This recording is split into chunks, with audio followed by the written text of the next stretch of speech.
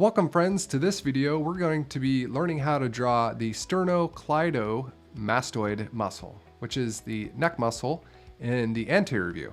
So if you turn your neck to the side and you can feel this muscle right here, or on the other side over here, you can feel that neck muscle. So it's an important one to learn when you're drawing the neck. So let's take a look here. I have a skeleton in the front view and on the side view, and we're gonna first take a look at the front view.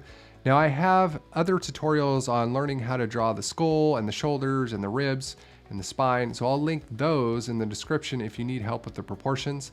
Because once you have the skeleton down, then it's really much easier to draw the muscles so you know where they are, the points of origin and insertion are. So speaking of that, what we have here is the name comes from the points of origin and insertion. So sterno means the sternum, so it's going to start the connection at the sternum, and then cleido is the point of the clavicle. So those are the 2 points where it starts, and then mastoid is the insertion, and that's at the temporal bone up here at the back of behind your ear. So I'll want to start with a new color here. We'll start at the sternum and we'll go right to the back of the neck. So that's where the first one, and it's kind of a cylinder shape, and same thing over here. Start at the sternum to the back of the neck. So that one is the most prominent you'll see in the front. And then let me highlight here on the right.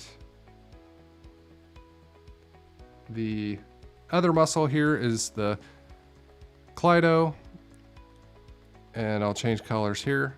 And so you won't see it attach all the way up, but you'll see it starts here at the clavicle and kind of hides behind the other one. Now, one thing to note, this is actually the same muscle with 2 muscle attachments at the bottom.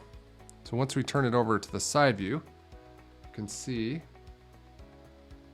that they both attach to the mastoid process of the temporal bone.